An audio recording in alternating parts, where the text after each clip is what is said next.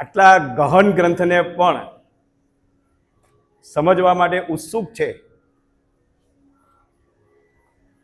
એવા આપ સૌ જિજ્ઞાસુઓને પ્રણામ.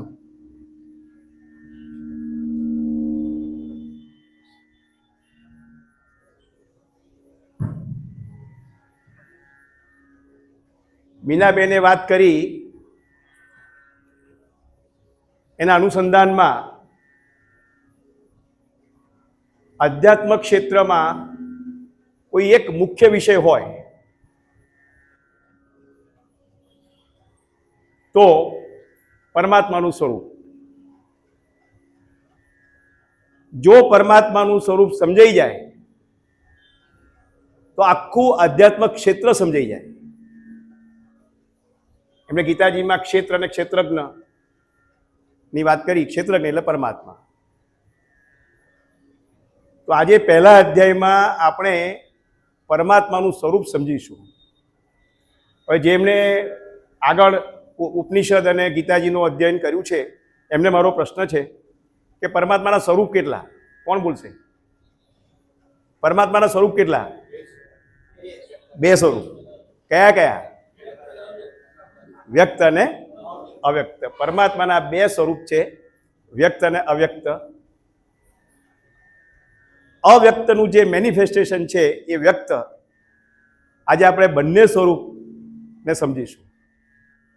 તો ગ્રંથની શરૂઆત કરીએ.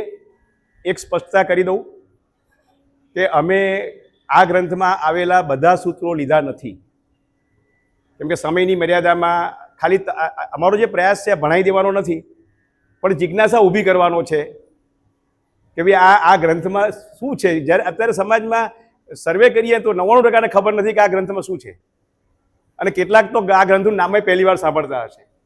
એવા સમયે આ ગ્રંથમાં શું છે અને શું હેતુ છે ઋષિનો એ સમજાવવાનો પ્રયાસ છે.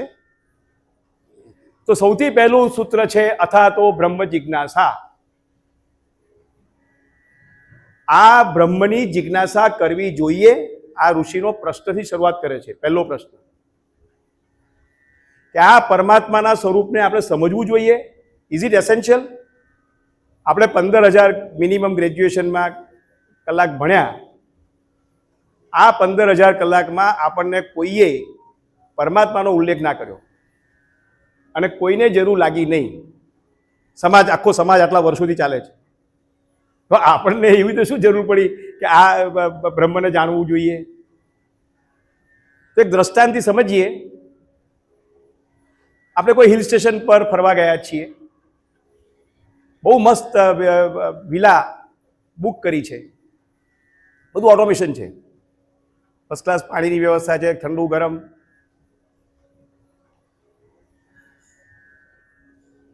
કિચન પણ ઓટોમેટિક છે આખું, બધી ફૂલ પ્રૂફ વ્યવસ્થા છે. એસી પણ ઓટોમેટિક છે કે ટેમ્પરેચર પ્રમાણે ચાલુ થાય, ટેમ્પરેચર પ્રમાણે તમારે સ્વિચ પાડવાની જરૂર નહીં.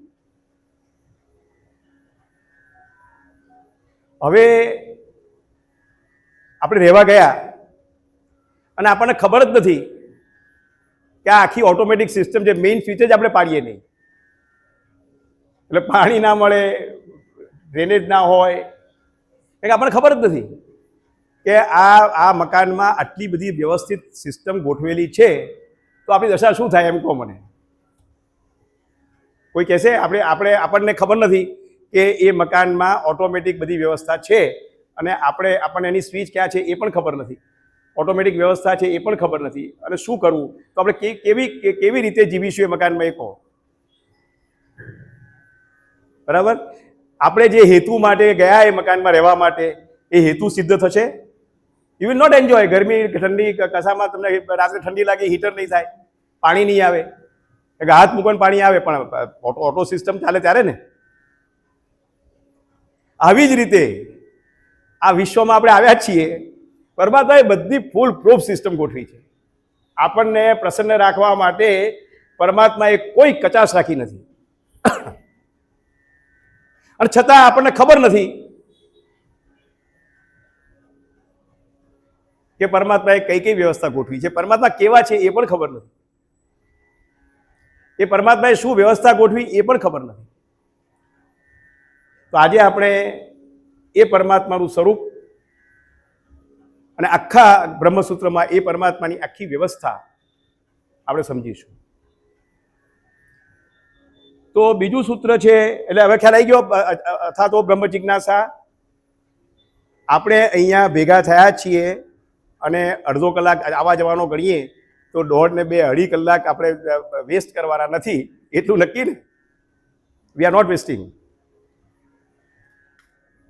હવે આ અધ્યાયમાં 4 પાઠ છે.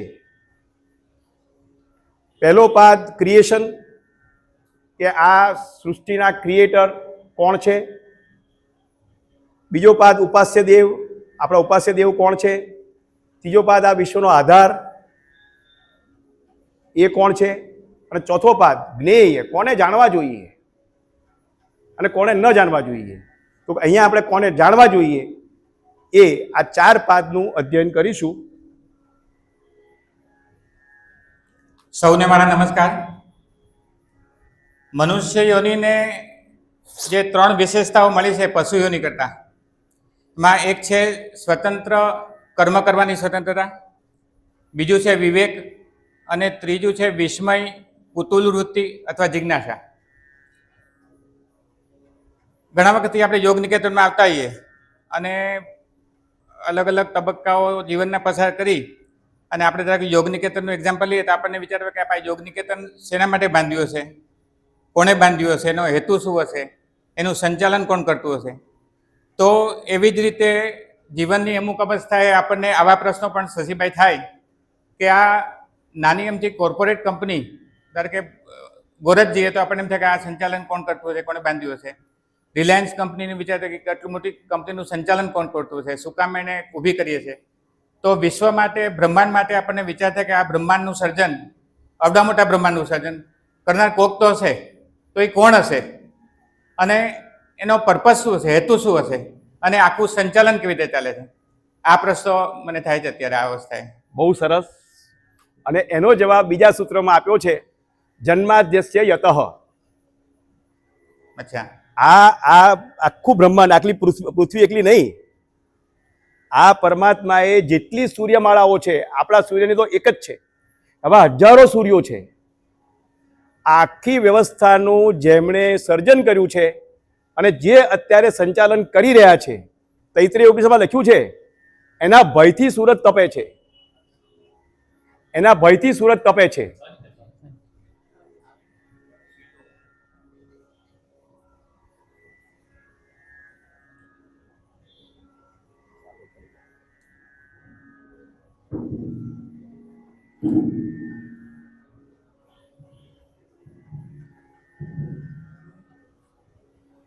એના 16મા અધ્યાયમાં દેવના લક્ષણમાં પહેલું લક્ષણ છે અભય.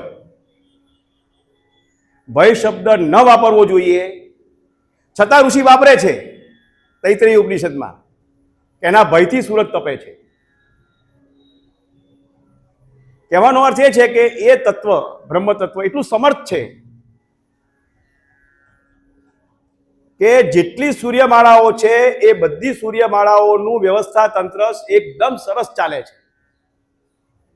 આપણે અહીંયા બેઠેલામાંથી કોઈ 30 વર્ષ, 40 વર્ષ, 50 વર્ષ, 70 વર્ષ, 90 વર્ષ, કોઈ દિવસ એક પણ વર્ષમાં એવું બન્યું સૂર્ય એક દિવસ કે સૂર્ય 1 સેકન્ડ મોડો ઉગ્યો? આપણા રોજમેરમાં સમય લખ્યો હોય કે 6:01 કે 5:55 સૂરજ ઉગશે.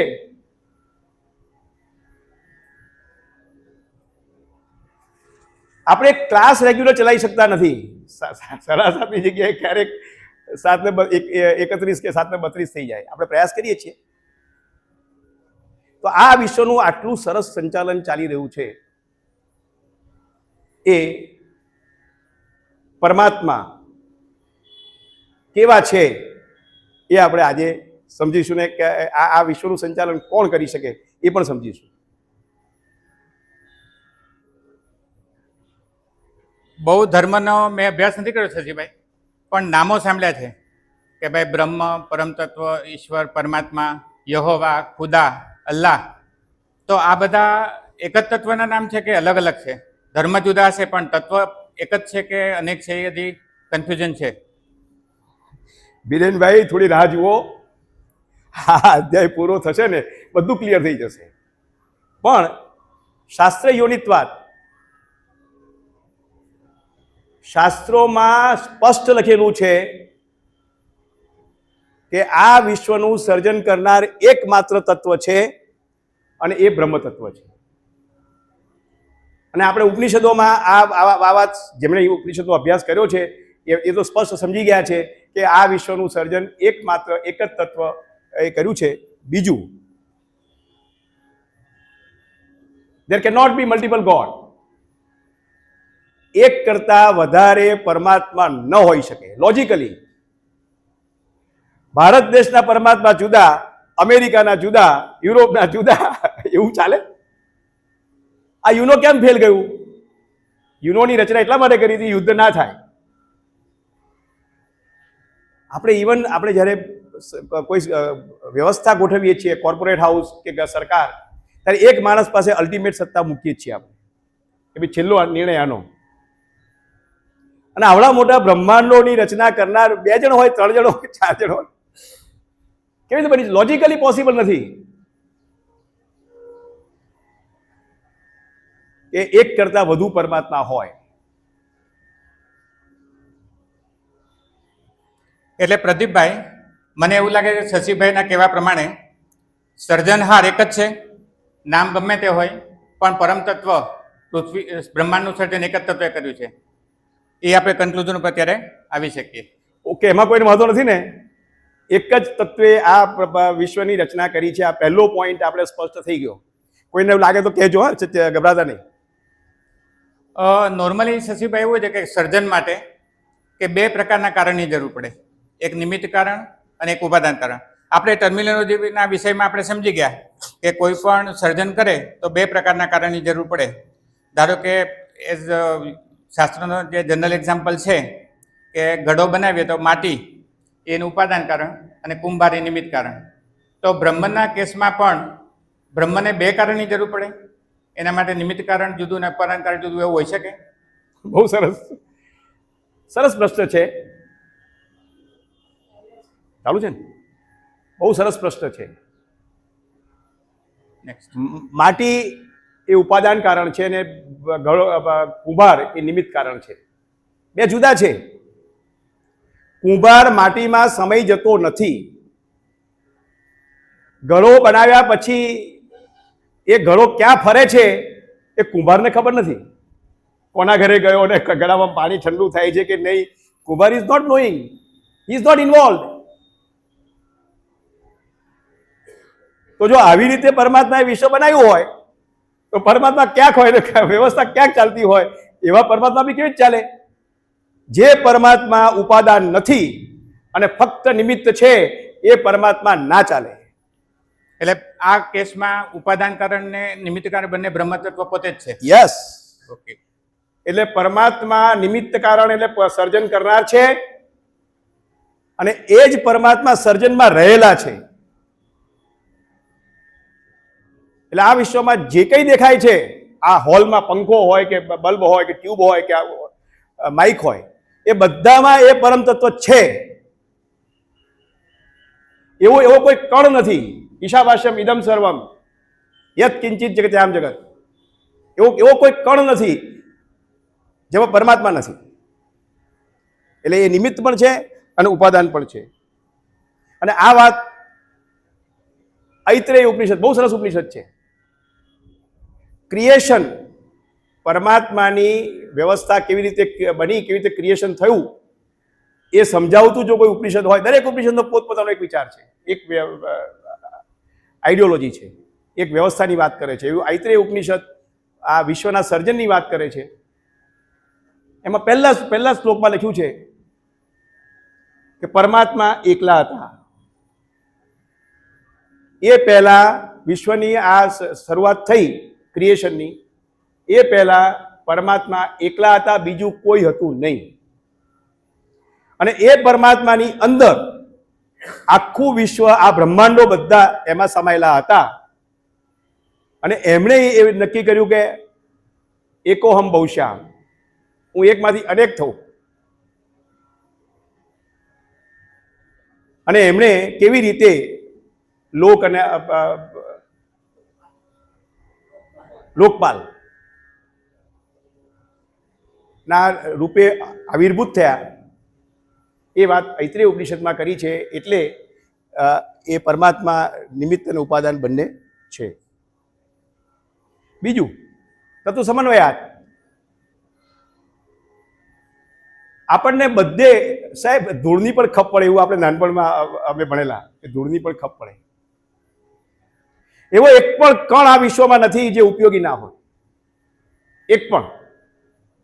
સમન્વયાત બધે જ એક એક કણમાં આનંદ આપવાની ક્ષમતા છે. એક એક કણમાં, એક એક સ્થાનમાં, એક એક વ્યક્તિમાં. તત્વ સમન્વયાત. પ્રકૃતિ અને પુરુષ, ગીતામાં પણ કીધું છે કે ભાઈ પ્રકૃતિ મારું સ્વરૂપ છે. પ્રકૃતિ પોતે સર્જન માટે કારણ હોઈ શકે, કારણ પ્રકૃતિ તો સર્વવ્યાપી. આપણે જે વ્યાપકતાની વાત કરી તો જ્યાં જોઈએ ત્યાં પ્રકૃતિ દેખાય છે. તો બ્રહ્માંડના સર્જનમાં પ્રકૃતિ કેમ કારણ ન હોય? બહુ સરસ. આવું થાય આપણને કે ભાઈ તમે વ્યાપકતાની વાત કરતા પ્રકૃતિ એટલે સમજી લઈએ. પહેલા પ્રકૃતિ શું છે? પ્રકૃતિ એટલે પંચમહાભૂત: પૃથ્વી, જળ, તેજ, વાયુ ને આકાશ. આ પ્રકૃતિ જેમાં પ્રવૃત્ત ચૈતન્ય નથી. પ્રકૃતિ એટલે પંચમહાભૂત જેમાં પ્રવૃત્ત ચૈતન્ય નથી. તમે એ વાત કરો છો કે એ પ્રકૃતિ જગતની રચના કરી શકે? હા, પણ સર્વવ્યાપક છે. હા, સર્વવ્યાપક સોરી. અચ્છા, તમારી પ્રકૃતિ સર્વવ્યાપક છે એની જ્યાં જોઈએ ત્યાં આપણને પંચમહાભૂત દેખાય છે. સાચી વાત. તમે અમેરિકા, યુરોપ જ્યાં જાઓ ત્યાં બધે આ પ્રકૃતિ છે. એમાં સર્વવ્યાપકતાની બાબતમાં વિરોધ નથી. પણ એક જ ક્વોલિટીથી એ રચના કરી શકે ખાલી વ્યાપકતાથી? તો સર્જન માટે બીજું શું ક્વોલિટી? એ તો મુદ્દો છે. ચૈતન્ય જોઈએ. એક પથરો અહીં પડ્યો હોય, આ બોટલ છે સાહેબ, 1 મહિના પછી અહીંયા આ બોટલ ત્યાં જશે. કોઈ હલાવે નહીં તો. એ પંચમહાભૂત છે. એનામાં ચૈતન્ય નથી. હવે જેનામાં ચૈતન્ય નથી એ આટલા મોટા બ્રહ્માંડની રચના કરી શકે?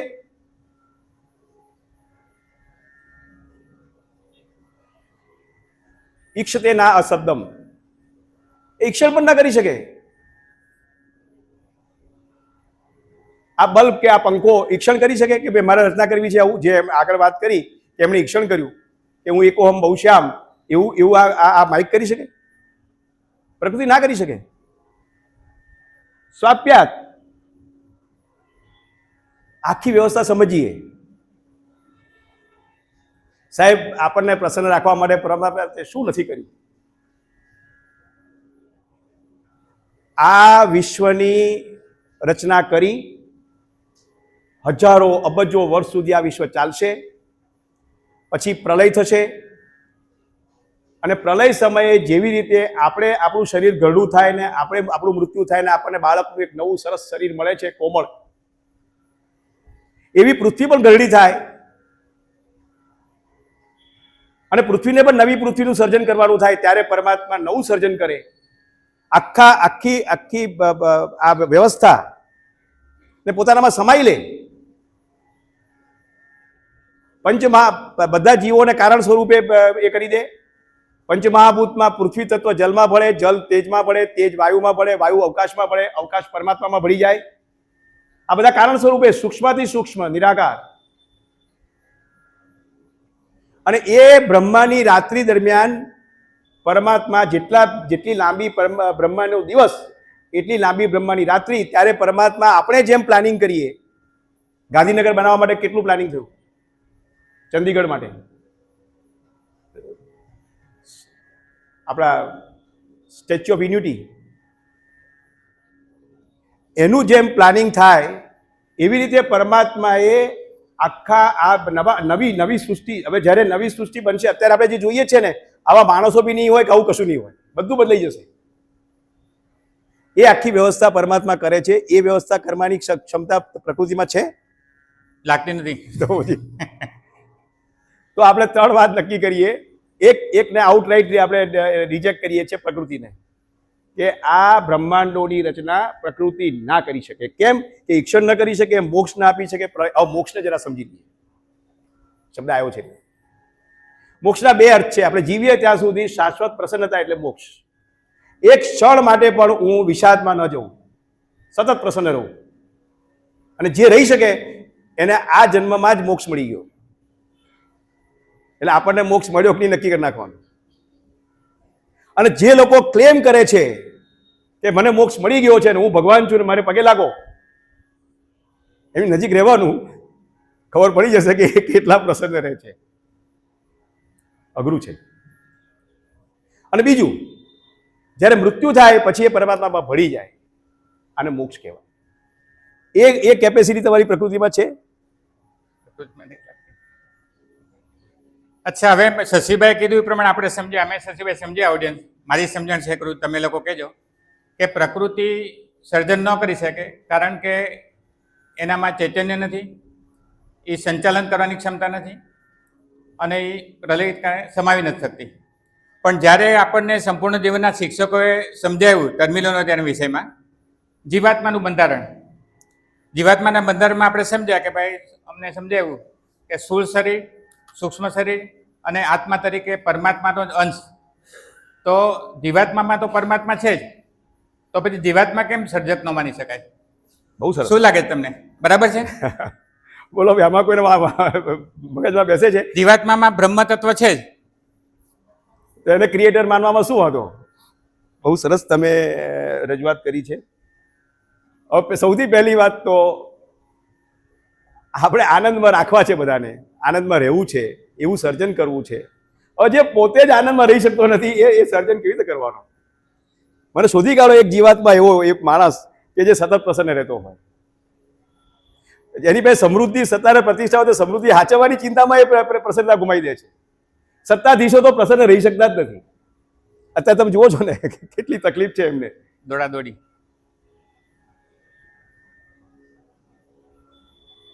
અને બીજી વાત, હવે આ બહુ સરસ વાત છે અને આ બધા થોડા સમજીએ. આજે કદાચ આપણા થોડોક અડધો કલાક બધાના વાંધો ના હોય તો વધારે બેસીશું, પણ વિષયને જરા વધારે સ્પષ્ટ કરીએ. આપણી અંદર જે પરમ તત્વ છે અને આપણું પોતાનું આત્મતત્વ, આના માટે ઋષિએ બે પક્ષીનું ઉદાહરણ આપ્યું છે. બે ત્રણ ઉપનિષદમાં, મુંડકમાં પણ છે, તૈત્રીયમાં પણ છે. એક પક્ષી ફળ ખાય છે અને એક પક્ષી ફળ ખાતું નથી, ઇનોસન્ટ છે, નિર્દોષ છે. તો જે ફળ ખાય છે એ જીવાત્મા અને ફળ નથી ખાતું એ પરમાત્મા. બીજી રીતે સમજાવું, આ હોલ છે, આની અંદર જે આકાશ છે એને આપણે મઠાકાશ કહીશું. આ હોલમાં જે આકાશ છે એને મઠાકાશ કહીશું અને બહાર જે આકાશ છે ખુલ્લું ચારે બાજુ, એ મહાકાશ કહીશું. આ મઠાકાશ ને મહાકાશ બે એક કે જુદા? મને કહો, બોલો. કોઈ કહેશે આ મઠાકાશ ને મહાકાશ ને મઠાકાશ બે એક કે જુદા? એક જ. હવે આપણે, હું તમને પ્રશ્ન પૂછું કે અહીંયા હું એક સુગંધ અગરબત્તીની સળગાવું તો એ મહાકાશમાં જશે? તમે મહાકાશમાંથી અંદર આવ્યા અને સુગંધ આવી કે નહીં? તમે દાખલ થયા તો ગરમી હતી કે નહીં? બહાર નહોતી, બહાર ઠંડક હતી ને અંદર ગરમી હતી, તો મઠાકાશ ને મહાકાશ એક થઈ ગયા? બોલો, હવે બોલો, એક કે જુદા? જુદા ને. ફરી ગયા તમે લોકો. પહેલા કહ્યું કે એક છે બધા અને હવે કહો છો કે એક નથી. પણ આ ધાબુ ઉપરથી ઉચકી લેવામાં આવે, દિવાલો ખોલી નાખવામાં આવે તો આ મઠાકાશ ને મહાકાશ એક થઈ જાય? હવે એક કે ખરાક નહીં જુદા કે? બોલો. એટલે આપણી અંદર જે આત્મતત્વ છે એ 1000 વોટના બલ્બ જેવું છે. એની ઉપર લેયર લાગેલા છે બ્લેક.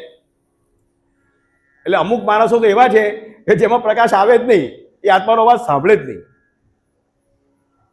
અને અમુક માણસો એવા છે કે જેમાં પૂર્ણ પ્રકાશિત છે. બધા લેયર ખોલી નાખે એણે.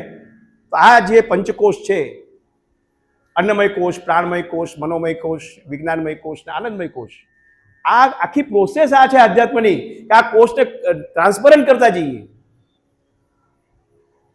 તો આપણો આત્મા અને પરમાત્મા એક થઈ જાય ત્યાં સુધી જુદા છે. એટલે તમે કહો જેમ જ્યાં સુધી જીવાત્મામાં અજ્ઞાન રહેશે ત્યાં સુધી પરમાત્માની નજીક નહીં પહોંચી શકે. 100%. કેવી રીતે પહોંચો તમે? અને પરમાત્મા ચલાવે બી કેવી રીતે? તમારે ભારત દેશના પ્રધાનમંડળમાં દાખલ થવું હોય તો કંઈક ક્વોલિટી જોઈએ કે ના જોઈએ? મારા જેવા અહીં જઈને કે મને કેબિનેટમાં બનાવી દો પ્રધાન, થોડા બનાવાય. તો પરમાત્માને આટલું મોટું સંચાલન કરવાનું ગમે તેને બોલાવશે, ગમે તેને ચલાવી લેશે? એવા પરમાત્મા વીક છે કે કોઈની વાતમાં આવી જાય? હું પગે લાગુ બહુ ને રોજ પેલું એ કરું તો પરમાત્મા માની જાય? ચાલો જીવાત્મા નથી માન્યું, પણ ઉપનિષદોમાં આપણે ભણી ગયા કે ભાઈ આકાશમાંથી વાયુ, વાયુમાંથી અગ્નિ, અગ્નિમાંથી જળ ને જળમાંથી પૃથ્વી. તો આકાશને સૃષ્ટિનું કારણ આકાશ તો સર્વવ્યાપી છે અને એટલું બધું સર્જન ઉપનિષદોમાં બતાવ્યું છે આકાશમાંથી. તો સૃષ્ટિના સર્જનમાં આકાશને કેમ કારણભૂત ન મનાય? બહુ સરસ. પણ એક છે કે આકાશમાંથી નું સર્જન થયું, પણ પહેલા એ નક્કી કરીએ કે આકાશમાંથી શેનું સર્જન થયું. એમણે ઐત્રેય ઉપનિષદમાં લોક અને લોકપાલની વાત કરી. લોક એટલે પંચમહાભૂત, નિર્જીવ સૃષ્ટિ. તો આકાશમાંથી નિર્જીવ સૃષ્ટિની રચના થઈ છે, સજીવ નહીં. અચ્છા, ખ્યાલ આવ્યો? એટલે પંચમહાભૂતની જે સર્જન થયું એ આકાશમાંથી થયું. યસ. પણ એ આકાશ પાછો કોણ છે? એ પરમાત્માનો આવિર્ભાવ છે. એટલે આકાશનું સર્જન પરમાત્માનું થયું, પરમાત્મામાંથી થયું. ઓકે. એટલે પરમાત્મા જ્યારે આવિર્ભૂત થયા ત્યારે પહેલું સર્જન એમણે આકાશનું કર્યું, મહત્તત્વનું. મહત્તત્વમાંથી આકાશ આવ્યું. હવે એ આકાશ જે નિર્જીવ છે, જે પોતે પરમાત્મા ઉપર ડિપેન્ડન્ટ છે, એ સૃષ્ટિનું સર્જન કરશે? બોલો. એટલે આકાશ પોતે જ જો પરમાત્મામાંથી સર્જન થઈને આવ્યું હોય તો આકાશ ઋષિનું મીન્સ બ્રહ્માંડનું સર્જન કેવી રીતે કરી શકે, એવું તમારું કહેવું છે? Yes, exactly. આકાશ પ્રકૃતિનું એક અંગ જ છે, એ સર્જન ના કરી શકે. શ્રુતિમાં પ્રાણને તો અમને સમજાયું હતું કે પ્રાણ સર્વવ્યાપી છે અને પ્રાણ જ બધી ક્રિયાશક્તિ એની પાસે છે અને પ્રાણનું વગર કોઈ પણ જીવનું જીવન ચાલતું નથી. તો પ્રાણને સૃષ્ટિનું કારણ કેમ ન માની શકે સર્જન માટે? બહુ સરસ. પ્રાણના બે ભાગ છે. એક વ્યષ્ટિનો ભાગ, મારી અંદર, તમારા બધાની અંદર રહેલો પ્રાણ, કે જેના દ્વારા પરમાત્મા આપણા શરીરનું સંચાલન કરી રહ્યા છે. આજે પણ રાતે આપણે સૂઈ જઈએ, આપણે ભર નિંદ્રામાં છીએ, ત્યારે બધું તંત્ર કોણ ચલાવે છે? શ્વાસ લેવાય છે, ખોરાક પચે છે. રાત્રે આપણે પેટ ભરીને જમીન સૂઈ ગયા, પેટ ટાઈટ હતું અને સવાર તો ખાલી થઈ ગઈ. આ કામ પ્રાણનું છે. અને સમષ્ટિનો પ્રાણ સૂર્ય છે. તો નેચરલી તમને તમારો વાંક નથી. કોઈને પણ થાય કે એ પ્રાણને જ આપણે સૃષ્ટિનો ક્રિએટર બનાવીએ તો ગણીએ તો શું વાંધો છે? આ તમારો પ્રશ્ન વ્યાજબી છે, પણ પ્રાણ પોતે પરાધીન છે. પ્રાણમાં ચૈતન્ય નથી. અચ્છા, પ્રાણ જળ છે, જળ છે અને એ પરમાત્માનો સેવક છે. પરમાત્માએ આપણી અંદર આપણી વ્યવસ્થા ચલાવવા માટે પ્રાણને રાખ્યો છે અને પ્રાણ પરમાત્માની સૂચના પ્રમાણે કામ કરે છે. એટલે પ્રાણ પરાધીન છે. પ્રાણ પર આત્માની સૂચના પ્રમાણે અથવા આત્માની શક્તિથી જ કામ કરે છે. યસ. પ્રાણની પોતાની કોઈ ક્ષમતા નથી. ચૈતન્ય ક્યાં છે પ્રાણમાં? આપણે જ્યારે કહીએ છીએ કે પ્રાણ નીકળી ગયો, ત્યારે એ પ્રાણ જીવન શક્તિના રેફરન્સમાં છે, આત્મતત્વના રેફરન્સમાં છે, નહીં કે પ્રાણના રેફરન્સમાં. હવે પ્રાણનું કામ શું છે એ તમને કહી દઉં કે આપણે જ્યારે જન્મ લઈએ ત્યારે પ્રાણ છે, પ્રાણ એ ટ્રાન્સપોર્ટ વ્હીકલ છે. જ્યારે મૃત્યુ થાય ત્યારે પ્રાણ એક પછી એક પોતાના બધા પ્રાણને અપાન વાન સમાન બધાને સંકેલી લે અને એ આખું કોચલું, આખું પેકેજ, જેમાં અંતઃકરણ આવે ના 4 ઘટકો, પ્રાણ અને આત્મતત્વ, આ બધાને સાથે લઈને પ્રાણ નવા શરીરમાં જાય બાળક તરીકે અને ત્યાં બધામાં વહેંચાઈ જાય અને પાછું એનું સંચાલન એ જીવે ત્યાં સુધી કરે. આ પ્રાણનું કામ છે. એટલે તમને કદાચ લાગે કે પ્રાણે બધું કર્યું હશે, પણ એ પ્રાણ પરમાત્માની સમજણ તો એવી જ કે પ્રાણ સર્વવ્યાપી છે અને બધું કરી શકે. યસ, પણ એનામાં ચૈતન્ય નથી. એટલે સર્જન ન કરી શકે. ના કરી શકે. પ્રકાશ, તમે જીવાત્માની ના પાડી, પ્રકૃતિની ના પાડી, પ્રાણની ના પાડી, તો પ્રકાશ તો સર્વવ્યાપી છે અને જ્યોતિ શબ્દને તો આપણે પરમાત્માના પર્યાય તરીકે ઘણી વાર વાપરી છે. તો પ્રકાશ સૃષ્ટિનું સર્જન ન કરી શકે? અહીંયા જ્યોતિનો અર્થ બહુ સ્પષ્ટ સ્થૂળ જ્યોતિની વાત નથી, જીવન શક્તિની વાત છે. એ પરમાત્મામાંથી જ આવે. ઋગ્વેદમાં આપણે ગાયત્રી મંત્ર બોલીએ છીએ અને ગાયત્રીમાં તો આપણે ઉપાસના જેની કે અમને સદબુદ્ધિ આપો પરમાત્મા, તો ગાયત્રીને સર્જનહાર તરીકે માનીએ તો શું વાંધો? કદાચ એવું બની શકે કે ઓમકાર અને ગાયત્રી બંનેમાં પરમાત્માના વ્યક્ત અને અવ્યક્ત બંને સ્વરૂપનું વર્ણન છે. એટલે કોઈને એવું લાગે કે આ ગાયત્રી મંત્ર છે એ જ ક્રિએટર છે. ના, એ પરમાત્માનું વર્ણન કરતો છંદ છે. અચ્છા, એટલે ગાયત્રી છંદ સર્જન ન કરી ના શકે. કરી શકે. ઇન્દ્રનું તો નામ બહુ વાર સાંભળ્યું છે આપણે કે ભાઈ દેવોના દેવ રાજા, એની પાસે તો આટલી બધી સત્તા, તો એને આપણે સૃષ્ટિના સર્જન માટે કારણભૂત માનીએ તો શું વાંધો? બહુ સરસ વાત છે કે હવે મને એમ કહો. અને બધા દેવોનો રાજા છે પાછા. હા હા, અગ્નિ દેવ સૂર્ય બધાનો રાજા. અત્યારે ઇન્દ્ર છે ક્યાં? ઇન્દ્ર ક્યાં છે? એનું મૃત્યુ થઈ ગયું. અને ઇન્દ્ર તો એક પોસ્ટ છે, એમાં એક ઇન્દ્ર આવે બીજો આવે, જેમ પ્રાઇમ મિનિસ્ટરની પોસ્ટ છે બદલાયા કરે. ઇન્દ્ર જેનું મૃત્યુ થાય એ આ સૃષ્ટિનું સંચાલન કેવી રીતે કરશે? એટલે ઇન્દ્ર પણ નહીં કરે. ના કરી શકે. લક્ષણની દ્રષ્ટિએ દેવોનો રાજા છે એટલે તમને એવું લાગે જરાક, પણ તો એમાં કશું ખોટું નથી. અચ્છા, હમણાં આપણે શરૂઆતમાં જે મોક્ષની વાત કરી, સતત પ્રસન્નતા, શાશ્વત પ્રસન્નતા, એ કોણ આપી શકે? એની ક્ષમતા કોની પાસે? પ્રકૃતિ પાસે કે બ્રહ્મ તત્વ પાસે?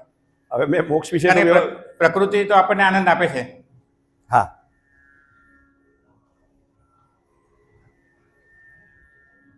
પ્રકૃતિમાં મોક્ષ આપવાની ક્ષમતા નથી. એનું કારણ પ્રકૃતિ એટલે આ પંચમહાભૂતથી બનેલું વિશ્વ. આપણે હિલ સ્ટેશન પર ગયા, બહુ જ મસ્ત વાતાવરણ, બધા ખુશ છીએ, બધા આખું પરિવાર ખુશ છે. અને સતત વાવાઝોડું આવ્યું, ધૂળની ડમરીઓ ઉડી, વરસાદ પડ્યો, પલળી ગયા અને રસ્તો બંધ થઈ ગયો. હવે મને કોઈ તમે પ્રસન્ન રહી શકવાના? એ જ પ્રકૃતિ જેમાં તમે પ્રસન્ન હતા, હવે એ પ્રકૃતિ મોક્ષ આપી શકે તમને? શાશ્વત પ્રકૃતિની સ્વરૂપ પણ બદલાતું રહેતું હોય. Yes, every moment it is changing. હવે એ પ્રકૃતિ મોક્ષ આપશે? એક શબ્દ બહુ વખત સાંભળે છે, સચ્ચિદાનંદ, એટલે સત વત્તા ચિત્ત વત્તા આનંદ. તો આ શબ્દ કોના માટે વપરાયો છે? એમાં સત શું છે, ચિત્ત શું છે અને આનંદ, એ ત્રણેય શબ્દ સાથે બોલવાથી કોઈ અલગ અર્થ થાય છે કે દરેક અલગ અલગ શબ્દના અલગ અલગ અર્થ છે? બહુ સરસ. સચ્ચિત આનંદ. સત એટલે હોવું, એક્ઝિસ્ટન્સ. ચિત્ત એટલે ચૈતન્ય અને આનંદ. પ્રકૃતિમાં ખાલી સત છે, ચૈતન્ય તિરોહિત છે. એટલે પંચમહાભૂતમાં જીવાત્મા છે, એની અંદર સત પણ છે, દેખાય છે શરીરથી, અને પ્રવૃત્ત ચૈતન્ય પણ છે, પણ આનંદ તિરોહિત છે. એક પરમાત્મા એવા છે કે જેમાં ત્રણેય પ્રકાશિત છે. પરમાત્માનું અસ્તિત્વ પણ છે, યસ, પ્રવૃત્ત ચૈતન્ય પણ છે અને આનંદ સ્વરૂપ પણ છે. યસ, એટલે સચ્ચિત આનંદ એટલે પરમાત્મા. આનંદ શબ્દનો ઉપયોગ વારંવાર આવ્યો છે. આપણે વાત કરીએ એમ પ્રકૃતિ તો આનંદ આપી શકે, પણ એ તમે કહો છો એમ સતત આનંદ નથી આપી શકતી, એના સ્વરૂપ બદલાતા રહેતા હોય છે. એટલે પ્રકૃતિના આનંદનો વાચક માની શકાય નહીં. તમારો આ પ્રશ્ન બરાબર નથી. હવે ક્લિયર થઈ ગયું ને? હવે ક્લિયર. પ્રકૃતિમાં આનંદ દેખાય જરૂર, પણ એ સતત પ્રસન્ન ન રાખી શકે.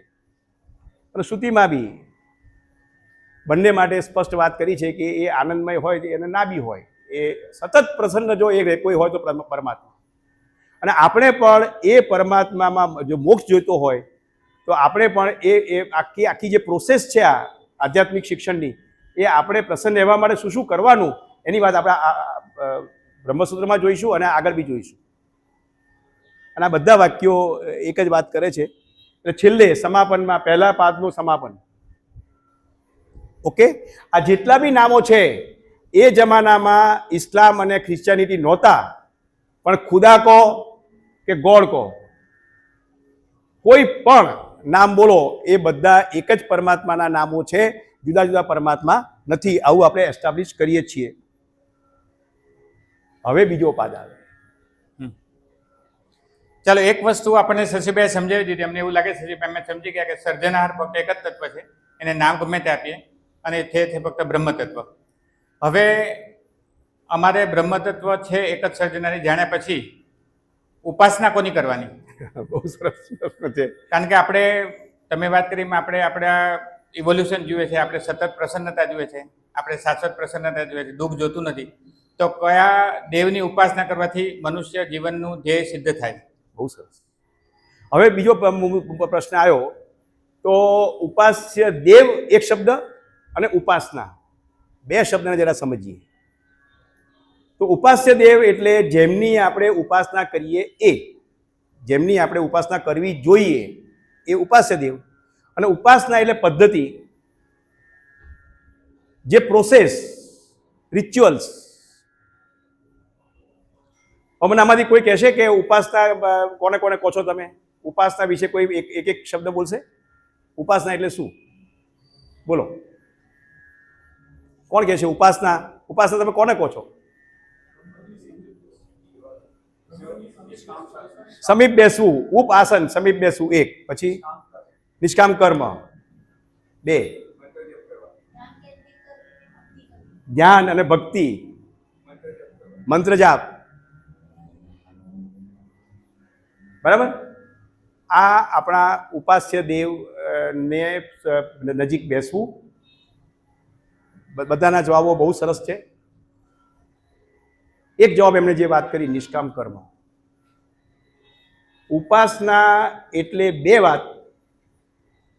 એક, આપણે જે સેવાનું આપણું પરિસર હોય, આપણા જે ઈષ્ટદેવ હોય, જે પણ હોય, એમની સામે બેસી અને એમની સાથે ડાયલોગ કરવો, આ એક. અને એ પરિસરમાંથી જ્યારે બહાર નીકળીએ, એ પરિસરમાં પરમાત્માનું પરબ્રહ્મ નિરાકાર સ્વરૂપની આપણે ઉપાસના કરીએ છીએ. સેવા પૂજા જેમનું જે પરિસર હોય. અને પરિસરની બહાર નીકળીએ ત્યારે આપણી સામે પરમાત્માનું વ્યક્ત સ્વરૂપ આવવું જોઈએ. અને એ પરમાત્માના વ્યક્ત સ્વરૂપની ઉપાસના કરવાની. એક રીતે કરવાની. તો બે વાત છે. તમારી સામે જે પણ આવે એમાં પરમાત્મા જોવાના. વ્યક્તિ હોય, વસ્તુ હોય, પરિસ્થિતિ હોય, બધામાં પરમાત્મા જોવાના. એક. અને નિષ્કામ ભાવે એનું આ પરમાત્માનો જે હેતુ છે કે વિશ્વનો એકે એક જીવ પ્રસન્ન રહે, એના માટે પોતાના મારા ભાગે જે કામ આવ્યું, તમારા ભાગે જે કામ આવ્યું, એ કામ કરવું, એ ઉપાસના. એનો અર્થ કે દરેક કર્મ એ ઉપાસના જ થાય. Yes, exactly. રસોઈ બનાવો એ પણ ઉપાસના છે. હું બિલ્ડિંગ ડિઝાઇન કરું એ પણ ઉપાસના છે. ડોક્ટર સર્જરી કરે એ પણ ઉપાસના છે. પણ એને એ ભાવથી કર્મ કરવું પડે. યસ. એના આપણે દિવ્યાન માર્ગમાં જોયું હતું ને, બે ડોક્ટર સર્જરી કરે છે. એક સેવા માટે કરે છે અને એક પૈસા માટે કરે છે. પૈસા માટે કરે છે, ઉપાસના નથી કરતો. એટલે જે ધર્મ આધારિત કર્મ છે, યસ, કે દરેક તત્વમાં, દરેક જીવમાં મનુષ્ય પરમાત્માને જો, એને ઉપાસના કહી શકાય. અને નિષ્કામ ભાવે કર્મ નિષ્કામ કરવું ભાવે કર્મ કરવું. અને પોતાની ફરજ નિભાવી, ઓકે. એ ઉપાસના. હવે ઉપાસ્ય દેવ કોણ હોઈ શકે? એ પણ એક જ હોઈ શકે કે જે સર્વસમર્થ છે, સર્વજ્ઞ છે, સર્વવ્યાપક છે, સધર્મક છે. એ જ ઉપાસ્ય દેવ હોઈ શકે. તો એ આપણે આગળ નક્કી થઈ ગયું છે, એટલે એમાં બહુ સમય બગાડતા નથી. સર્વત્ર બધા ગ્રંથોમાં, ઉપનિષદ, બ્રહ્મસૂત્ર, ઇવન બધા શાસ્ત્રોમાં, કુરાન હોય કે બાઇબલ હોય, બધામાં એક જ વાત છે. કોઈ કોન્ફ્લિક્ટ નથી. અગેન એ વાત કે દરેક જીવની અંદર પરમ તત્વ હોય તો જીવાત્માની ઉપાસના કરી શકાય, એને ઉપાસ્ય દેવ માની શકાય. જે બની રહ્યું છે અત્યારે સમાજમાં, એને પણ સમજીએ. ઉપાસ્ય દેવ તરીકે જીવાત્મા હોઈ શકે કે ના હોઈ શકે? બરાબર? તો આપણે આગળ નક્કી કર્યું કે જીવાત્માની અંદર પરમ તત્વ હોવા છતાં એ એક અંતઃકરણના એમાં બંધનમાં છે અને 5 કોષથી બંધાયેલો જીવાત્માની ઉપાસના ના કરી શકાય. પણ જે આ જીવતા જીવ બ્રહ્મને પામ્યો છે એવા, અથવા જે મૃત્યુ પછી પરમાત્મામાં ભળી ગયા છે એવા જે જીવ છે, પછી તો ઉપાસના કોની કરી? તમે એ કહો.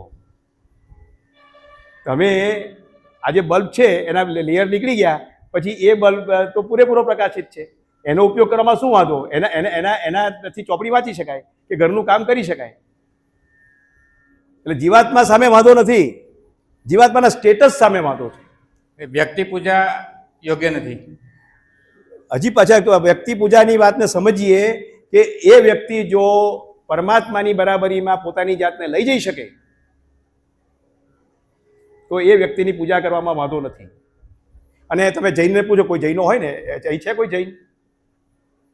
ઓકે, તમે એમને પૂછો કે તમારા જે તીર્થંકર છે મહાવીર સ્વામી, કે જી, એ મૃત્યુ પછી શું થયું? એ લોકો કહેશે અનંતમાં ભળી ગયા. અનંત એટલે શું? પરમાત્મા. ખ્યાલ આવ્યો? એટલે જીવાત્માની ઉપાસના ન કરી શકાય અનલેસ એ પરમાત્મામાં ભળી જાય, ભળી જાય તો ભાઈ પરમાત્મા જ થઈ ગયા. એટલે પરમાત્મા સિવાય કોઈની ઉપાસના કરી શકાય નહીં. કે સુખ દુઃખમાં રમે છે,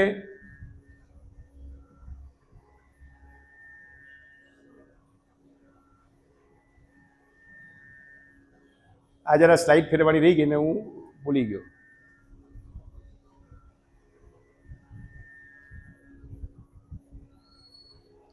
આ પરમાત્મા મારા હૃદયમાં પણ છે ને બહાર પણ છે, સર્વદેશીય છે. હવે આપણા હૃદયમાં રહેલા હોવા છતાં આ બહુ બહુ અગત્યની વાત છે. પરમાત્મા મારી અંદર છે અને છતાં મારે મારી અંદર રહેલા પરમાત્માની ઉપાસના કરવાની છે. This is important. એનો અર્થ કે આત્માનો અવાજ સાંભળવાનો. યસ.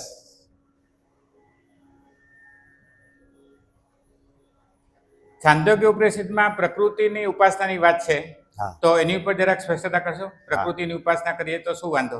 હા, છાંદોગ્ય ઉપનિષદમાં 8 અધ્યાય છે, એમાંથી 5 અધ્યાય ઉપાસનાના છે. અને એમાં એમણે બધા જ સૂર્ય, ચંદ્ર, આ પ્રકૃતિમાં જેટલા બી છે દેવ, પૃથ્વીદેવ, જલદેવ, વાયુદેવ, અગ્નિદેવ, આ બધાની ઉપાસના કરવાનું કહ્યું છે. પણ એની સાથે એ પણ કહ્યું, આર્તભાગ અને જનક રાજાની ડાયલોગમાં એમણે કહ્યું કે તમે કોની ઉપાસના કરો? સૂર્યની. નહીં, સૂર્ય તો પરમાત્માનો રિપ્રેઝેન્ટેટિવ છે, સૂર્યમાં રહેલા પરમાત્માની ઉપાસના કરો. આવી સ્પષ્ટતા પણ આપી છે. એટલે તમે ખાલી એક જ વાત પકડો ના ચાલે. માધ્યમથી, પ્રકૃતિના રિપ્રેઝેન્ટેટિવ માધ્યમથી પરમાત્માની જ ઉપાસના કરવી. હા, સૂર્યની ઉપાસના કરો ને પણ બેક ઓફ ધી માઇન્ડ ખબર હોય છે કે સૂર્ય છે એ પરમાત્માનો જ પ્રતિનિધિ છે. એવી જ રીતે અહીંયા જે બેઠા છે, જેમના જે ઈષ્ટદેવ હોય, કોઈ બદલતા નહીં. તમારું સ્વરૂપ જે પણ હોય એ સ્વરૂપ રાખવાનું, પણ એમાં રહેલું આપણે પ્રાણ પ્રતિષ્ઠા કરીએ છીએ રોજ સવારે, કેમ કે આપણે તો એને મૂકીને છૂટા એ થઈ જઈએ. તો જ્યારે પણ આપણે ઉપાસનાના પરિસરમાં જઈએ ત્યારે એ પરમાત્માને બોલાવવાના, એમની પ્રાણ પ્રતિષ્ઠા કરવાની, એમની ઉપાસના કરવાની. અને બહાર નીકળીએ ત્યારે વ્યક્ત બ્રહ્મની, એટલે સ્વરૂપ ગમે તે હોઈ શકે, પણ એની અંદર રહેલું આત્મતત્વ, પરમ તત્વ એક જ છે અને એની ઉપાસના કરવાની. હવે આ એક સ્પષ્ટતા કરી દઉં, આપણે બહુ એમાં સમય નહીં બગાડીએ. પણ એ જમાનામાં જ્યારે વેદો લખાયા અને સંકલન થયું વેદનું, ત્યારે 2 વિચારધારા ચાલતી હતી. એક જે વિચારધારા પરમાત્માનો સ્વીકાર કર્યો એ, અને જે વિચારધારાએ પરમાત્માનો સ્વીકાર ના કર્યો એ 2 વિચારધારામાં એક સાંખ્ય મુખ્ય વિચારધારા હતી.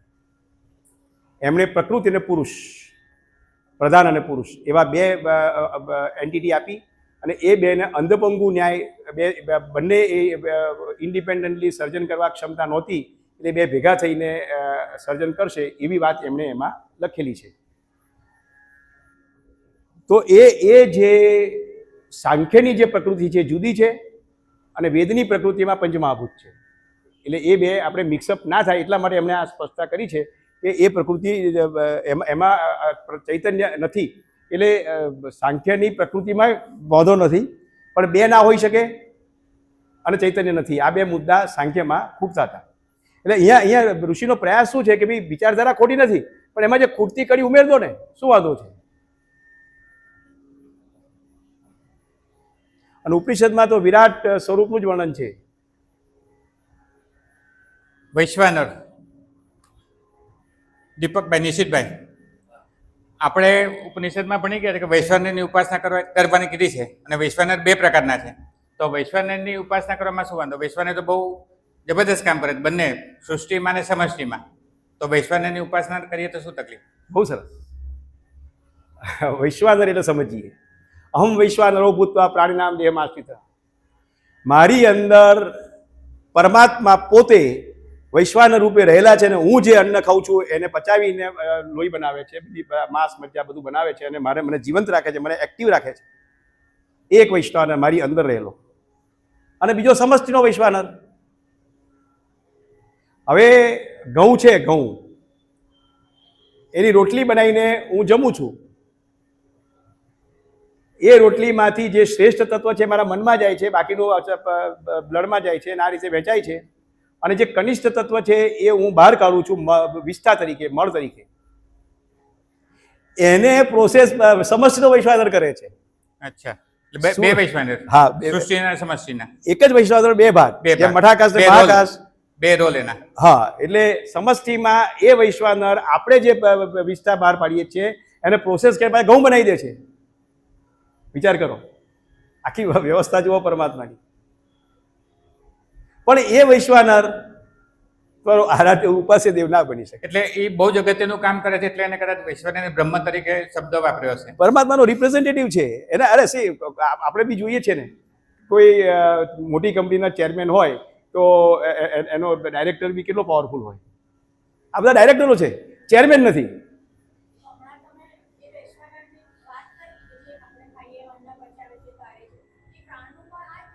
યસ, એ જ બંને પેલા જોડિયા ભાઈ છે, બંને ભેગા મળીને આ બધી વ્યવસ્થા કરે છે. પરમાત્માના ઘણા રિપ્રેઝેન્ટેટિવ. મતલબ કે પ્રાણનું જે આ પ્રકારનું કાર્ય છે ને વૈશ્વાનર, પ્રાણના ઘણા બધા કાર્ય છે શક્તિ તરીકે, એમાંના આ કાર્યને વૈશ્વાનર કહેવાતું હતું. ઓકે, હા હા હા.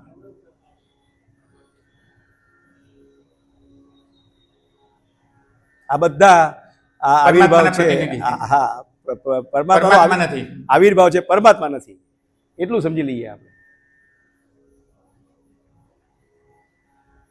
આ જે વૈશ્વાનર છે, જીવોને પ્રસન્ન રાખવા માટેની પરમાત્માની વ્યવસ્થા છે, એ પોતે વૈશ્વાનર, પોતે પરમાત્મા નથી.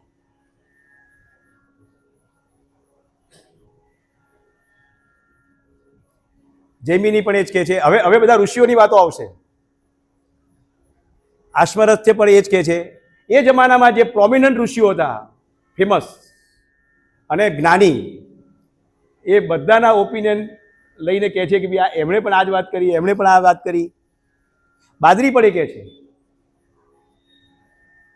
સમર્થન આપે છે બધા ઋષિઓ કે ભાઈ હા, તમે જે વાત કરો છો એ ઉપાસ્ય દેવ એક જ હોઈ શકે અને એ પરમાત્મા જ, અને એની ઉપાસના કરવાની છે. ગ્રંથોમાં પણ, બધા ગ્રંથોમાં આ જ વાત છે. અને આ એકેશ્વરવાદમાં તો કુરાન અને બાઇબલ આપણાથી બહુ નજીક છે. કુરાનમાં એક જ ખુદાની વાત છે, બરાબર ને બેન? અને એ ખુદા એ જ પરમાત્મા, બે જુદા નથી. અને બાદરાયણ જેમણે આ સૂત્રો લખ્યા,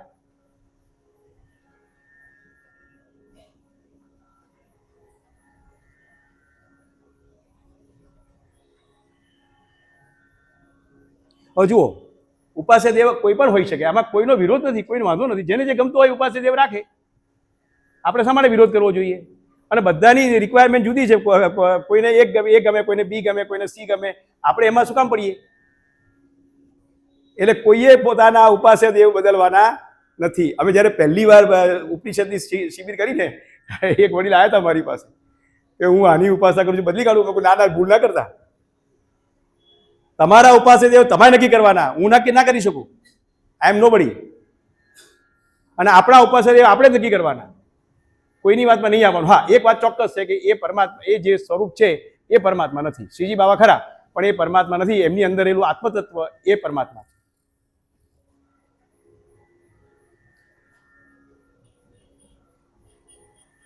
ઉપાસ્ય દેવ કોઈ પણ હોઈ શકે,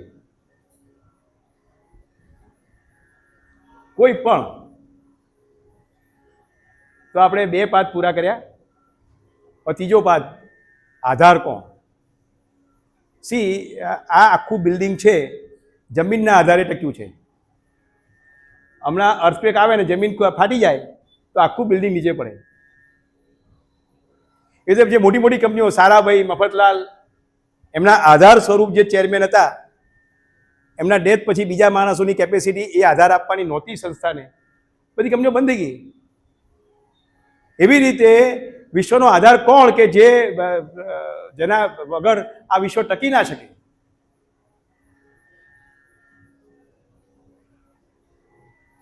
તો હવે તમે જ કહેવાનું છે કે વિશ્વ કોને આધારે ટકી રહ્યું છે? યસ, આજે આપણે નક્કી કરીએ કે વિશ્વ કોના આધારે ટક્યું છે. પહેલી નજરે અમને એવું લાગે છે બધાને કે પંચમહાભૂત તો ચારે બાજુ છે અને જ્યાં દેખાય છે પંચમહાભૂત એના આધારે જ ટકી રહ્યો છે, કારણ કે પૃથ્વી તત્વ તો મેઇન છે, આકાશ તત્વ પણ છે, તો એના આધારે આ વિશ્વ ટકી રહ્યું બની શકે. અગેન બિરેનભાઈ, આ સૂર્યની આસપાસ પૃથ્વીને ફેરવવાની છે. એ તમારું પૃથ્વી તો એની જાતે ફરશે. પોતાની કોઈ પૃથ્વીમાં વ્યવસ્થા છે. પંચમહાભૂત સૂર્યની આસપાસ એની જાતે ફરશે.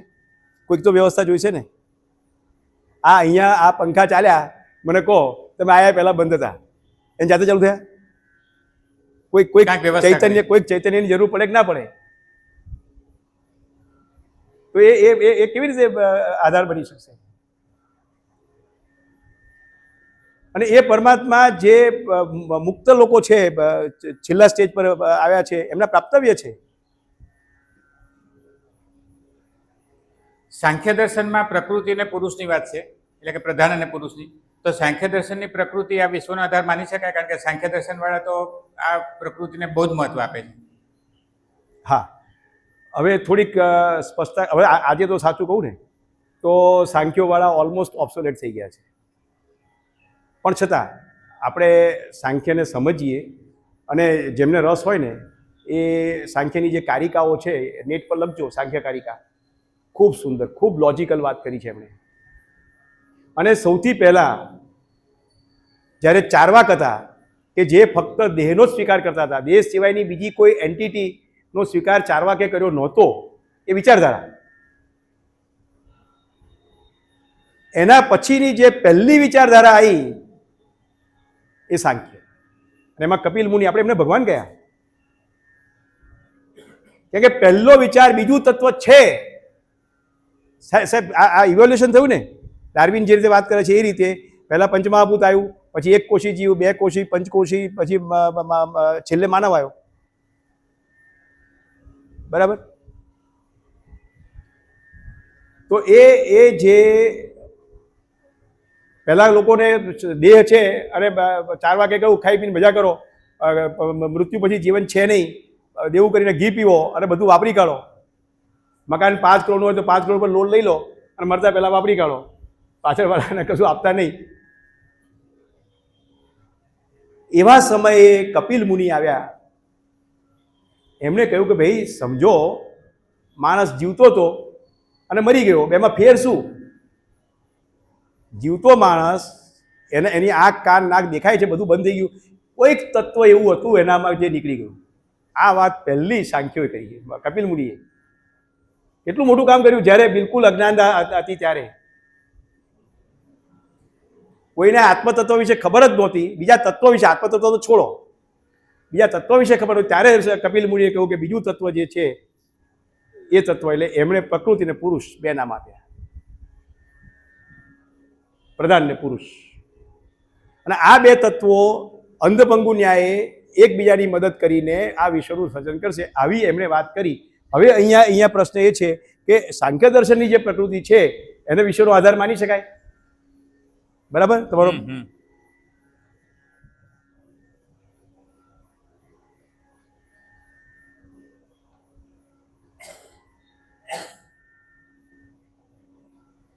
અહીંયા પ્રશ્ન પાછો એ જ આવ્યો કે બે એકબીજા પર ડિપેન્ડન્ટ છે, એ આધાર કેવી રીતે આપશે? જે પોતે ઇન્ડિપેન્ડન્ટ નથી, એક વસ્તુ સમજી લઈએ, જે પોતે ઇન્ડિપેન્ડન્ટ હોય એ જ આધાર આપી શકે.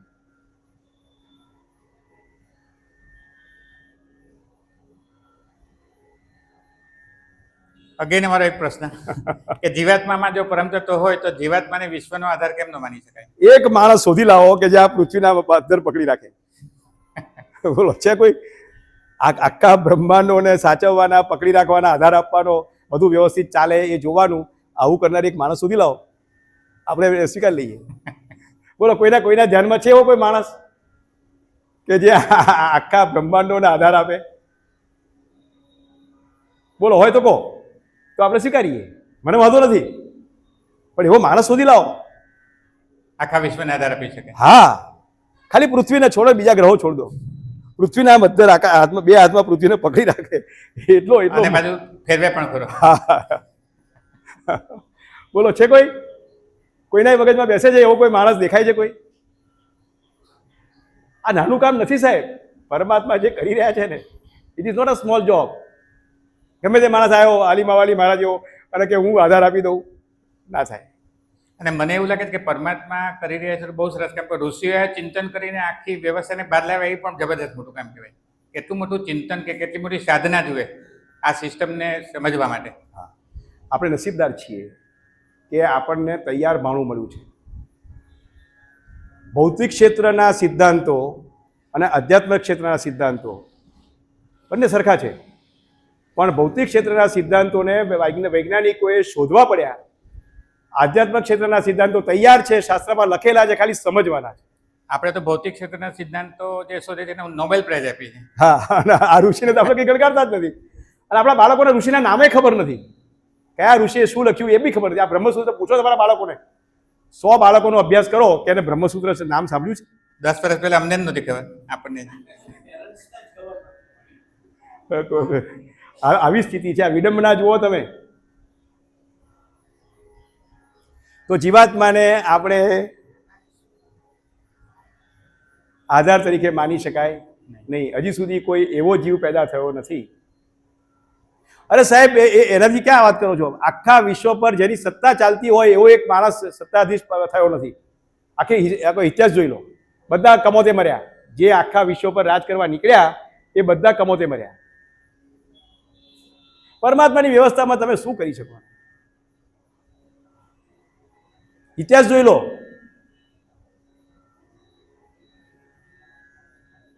અને આ આત્મા અને પરમાત્મા બે જુદા છે. આમ એક છે, એક જ પરમાત્મા. મઠાકાશ ને મહાકાશ બે એક જ છે, પણ છતાં જુદા છે. એ સમજ આપણી અંદર રહેવી જોઈએ. અને મારી અંદર રહેલા પરમાત્મા સુધી મારે પહોંચવાનું છે. અને એ પહોંચવા માટે મારા જે પંચકોશ છે એ પંચકોશને મારે ડાયલ્યુટ કરવાના છે, ટ્રાન્સપરન્ટ કરવાના છે, શુદ્ધ કરવાના છે. એ નહીં કરું ત્યાં સુધી હું પરમાત્માની નજીક નહીં પહોંચું, ત્યાં સુધી પ્રસન્ન નહીં રહી શકું. અને આપણે અભ્યાસ કરીશું ને તો આપણી પ્રસન્નતાને રોકતા પરિબળો આપણને દેખાશે કે હા, આને લીધે જ હું પ્રસન્ન ના રહ્યો, આ જ કારણથી ના રહ્યો, આ જ કારણથી ના રહ્યો. બાકી જો આ હું અને આપણે એટેચમેન્ટ અને ડિટેચમેન્ટ, જેટલા એટેચ થઈએ છીએ પછી વસ્તુ, વ્યક્તિ કે પરિસ્થિતિથી, એટલી આપણી પ્રસન્નતા દૂર થાય છે. જેટલા ડિટેચ થઈએ છીએ એટલી પ્રસન્નતા આવે છે આપણામાં.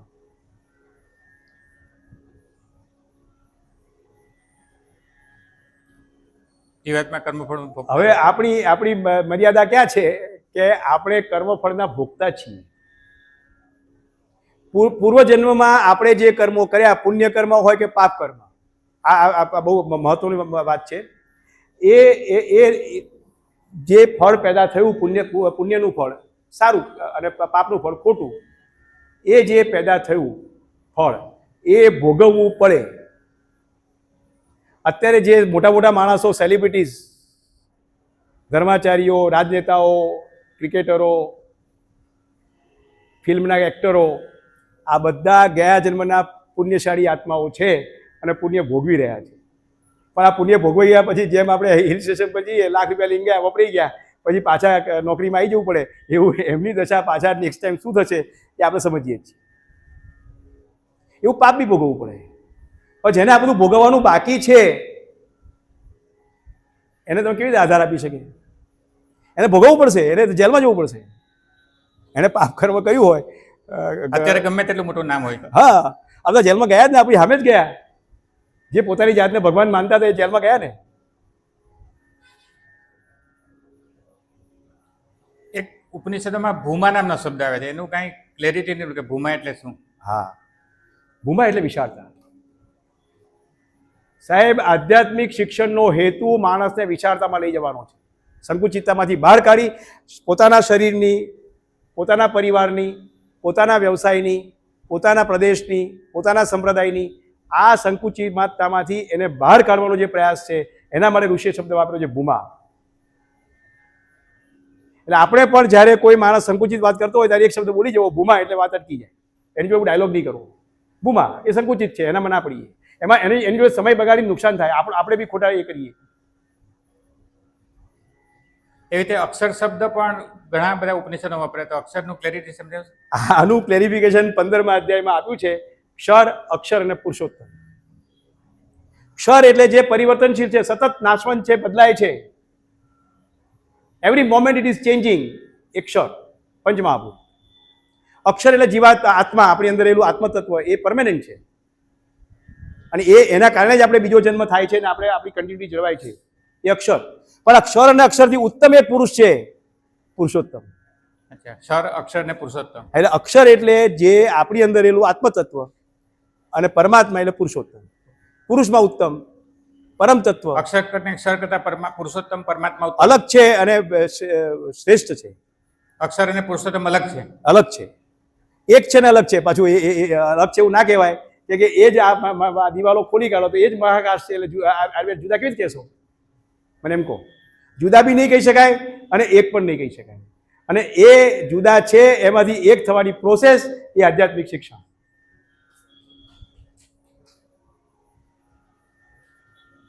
પરમાત્માનો જ વાચક છે.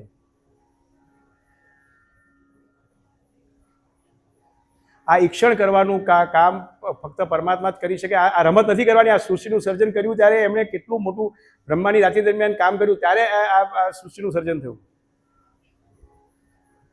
અચ્છા, ઉપનિષદો તો 108 છે. કદાચ આપણે 10 ઉપનિષદોમાં આ શબ્દ નહીં આવ્યો હોય, પણ અહીંયા દહર નામનો શબ્દ પણ એક ઉપનિષદમાં વપરાણો છે. દહર એટલે વ્યાપકતા, એટલે ભૂમા જેવું છે. ભૂમા જેવું, પણ એ પરમાત્મા માટે વપરાયો છે. સ્મૃતિઓમાં આ જ વાત છે. અચ્છા, આત્માને અંગૂઠાના માપની વાત કરી તો એને કઈ સમજણ પડી કે અંગૂઠાનું માપ એટલે કઈ રીતે? આ રૂપક છે આપણા. પહેલા તો આત્મા નિરાકાર છે, એનું કોઈ સ્થાન હોય, પણ ક્યાંક તો સમજાવવું પડે ને લેમેનને, બાળકને, કે નવો આવ્યો એને બીજા હૃદયમાં છે, અંગૂઠા જેવડું છે હૃદય, એટલે અંગૂઠા જેવડું વાપર્યું. બાકી પરમાત્મા અંગૂઠા જેવડા ના હોય.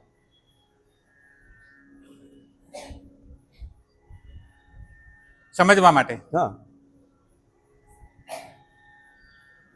એટલે પરમાત્મા માટે કોઈ સ્થાન ના હોય, એનો કોઈ આકાર નથી, કોઈ આકાર ના હોય, એને જરૂર નહીં. હવે જ્ઞાન કોને આપવું, આ એક બહુ મોટો પ્રશ્ન છે. જ્ઞાન બધાને આપવું કે ન આપવું? જ્ઞાની અને સમૃદ્ધ, પ્રતિષ્ઠિત અને સત્તાધીશ, સમૃદ્ધ જે અત્યારે સમાજમાં જેમનો એ ચાલી રહ્યો છે, એ બે વચ્ચેનો ભેદ સમજાવવા માટે એમણે છાંદોગ્યમાં જાનુશ્રુતિ રાજાની વાત કરી છે. એના માટે પહેલાં આપણે વર્ણનની વાત સમજવી પડશે કે જે 4 વર્ણ છે, બ્રાહ્મણ, ક્ષત્રિય, વૈશ્ય અને શૂદ્ર, એમણે ગીતાજીમાં કહ્યું કે આ 4 વર્ણનો રચયિતા હું છું. અને 18મા અધ્યાયમાં એનું ડિટેલિંગ કર્યું. એટલે બ્રાહ્મણ પણ હોવા જોઈએ, ક્ષત્રિય પણ હોવા જોઈએ, વૈશ્ય પણ હોવા જોઈએ, શૂદ્ર પણ હોવા જોઈએ, પણ એ નોટ બાય બર્થ, સ્વભાવ આધારિત.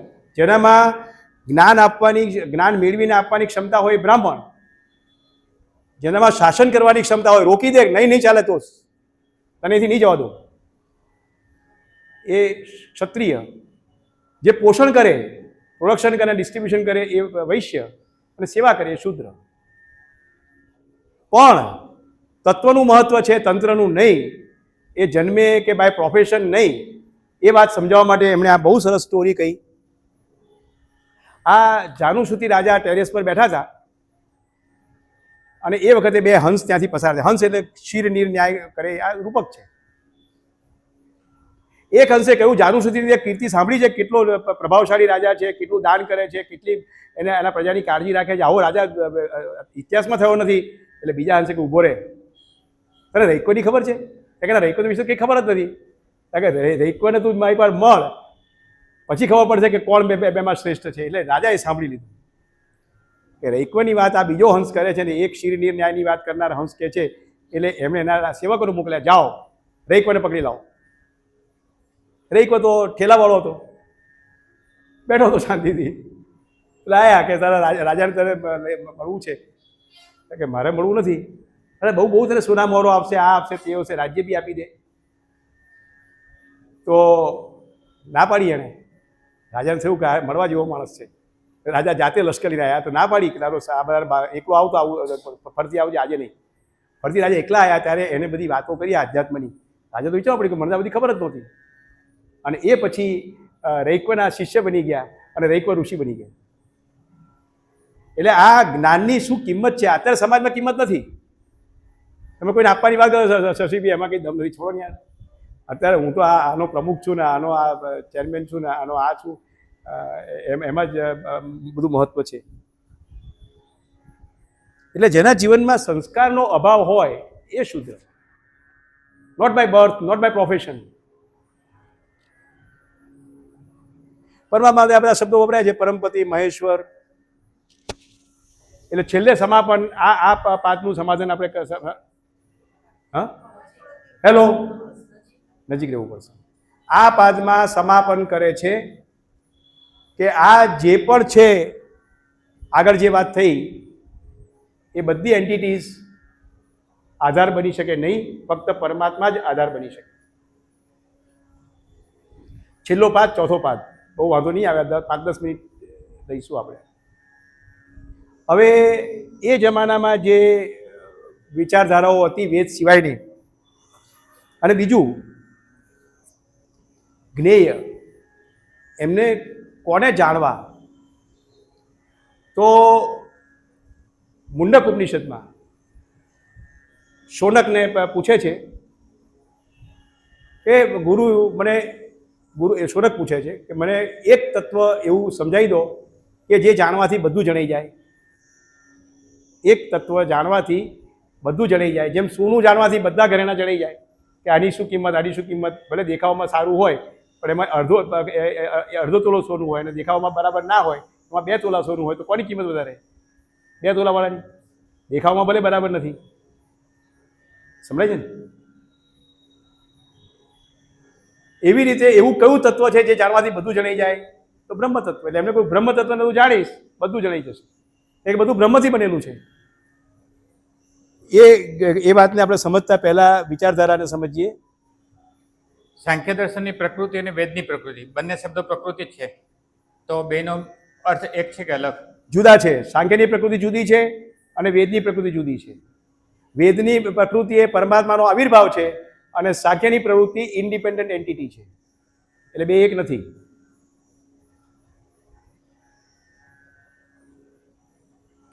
મૃત્યુ પછી આપણે જે પુનર્જન્મની વાત છે એની આખી પ્રોસેસ કેવી રીતે હોય છે? આગળ આપણે વાત થઈ ગઈ છે એટલે વધારે રિપીટ નથી કરતો. પણ મૃત્યુ પછી જીવન માટે જો જવાબદાર કોઈ હોય તો એ પહેલું આત્મતત્વ, બીજું સૂક્ષ્મ શરીર, મન, બુદ્ધિ, ચિત્ત, અહંકાર, અને ત્રીજું પ્રાણ. આ ત્રણને કારણે આપણે મૃત્યુ પછી જીવન મેળવી શકીએ છીએ.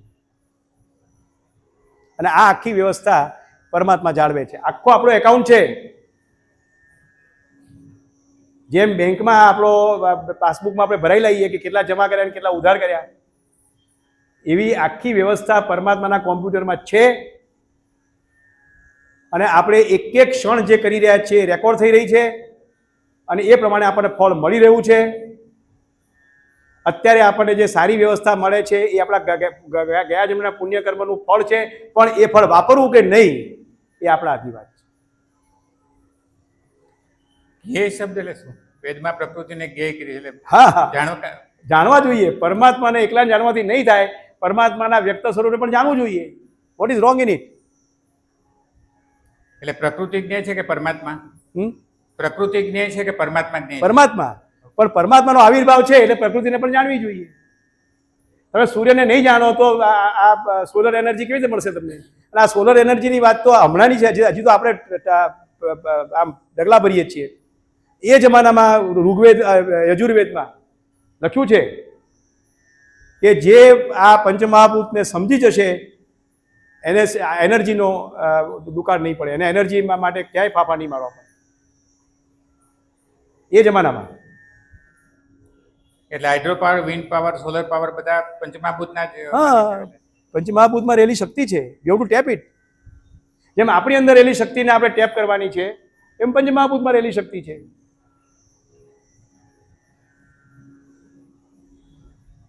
વેદમાં કોઈ જગ્યાએ પ્રધાનનો ઉલ્લેખ નથી. એટલે સાંખ્યની આખી વાત અલગ છે, વેદની વાત અલગ છે.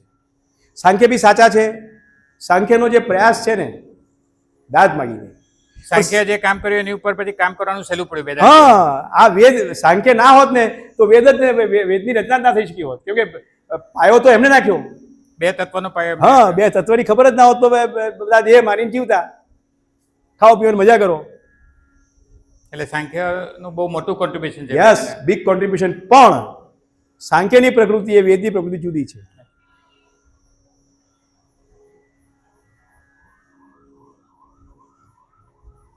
આ બધા ઋષિઓના મતો વેદાનુકૂળ છે. એ જમાનામાં જે શ્રેષ્ઠ ઋષિઓ હતા એ મોટા ભાગના વેદનો સ્વીકાર કરેલો.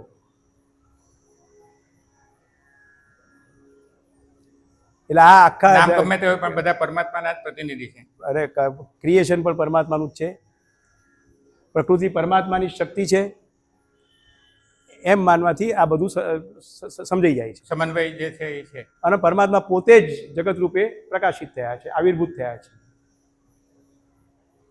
નિમિત્ત અને ઉપાદાન કારણ પણ એકમાત્ર પરમાત્મા જ છે. સમસ્ત જીવોના સર્જક પરમાત્માને યોની પણ કહે છે. યોની એટલે જ્યાંથી જન્મ થાય, એટલે પરમાત્મા યોની છે, એમાંથી આ બધાનો જન્મ થયો છે. અને આ બધાના જવાબ બધું ક્લિયર થઈ ગયું. હવે બોલો, કશો ડાઉટ રહ્યો તો છેલ્લે હવે આપણે મુખ્ય વાત પર આવી જઈએ કે આ વિશ્વનું બ્રહ્માંડોનું સર્જન કોણ કરી શકે? તો પહેલું તો એ સર્જન પહેલા હોવા જોઈએ. એટલે તમારી સર્જન પહેલા પ્રકૃતિ બી નહોતી, ઇન્દ્ર પણ નહોતો, જીવાત્મા નહોતા, કોઈ નહોતા, ખાલી પરમાત્મા એકલા હતા. હા, યસ, બાળક મા વગર બાળકનો જન્મ કેવી રીતે થાય? બીજું પ્રવૃત્ત ચૈતન્ય જોઈએ, એક્ટિવ કોન્શિયસનેસ, એના વગર ના થાય, સર્જન ના કરી શકે. સર્જન કરવાની ક્ષમતા અને ઈચ્છા, પહેલા ઈચ્છા હોવી જોઈએ અને ક્ષમતા પણ હોવી જોઈએ. સમર્થ, સર્વજ્ઞ, સર્વવ્યાપક હોવા જોઈએ, આનંદ સ્વરૂપ હોવા જોઈએ. પહેલા તો એ આનંદનો, એનું કોન્સ્ટિટ્યુશન આનંદ હોવું જોઈએ. અને મોક્ષ આપવાની ક્ષમતા જોઈએ. સાહેબ, એને અલ્ટિમેટલી આપણે મોક્ષ જોઈએ છે. આ મનુષ્ય જન્મનો હેતુ શું છે? મોક્ષ. અને એ જેની આપવાની ક્ષમતા ના હોય એ સર્જન કેવી રીતે કરી શકે? એને જન્મ કે મૃત્યુ ના હોય, એ મરી જાય, એ માણસ કેવી રીતે સંચાલન કરે? અહીંયા ખાલી એકલી સર્જન કરીને છોડી દેવાની વાત નથી, સંચાલન પણ કરવાની વાત છે. ઓમ તત્સત. મારી તો અત્યાર સુધીની જિજ્ઞાસા સંતોષાઈ ગઈ છે. હવે ઓડિયો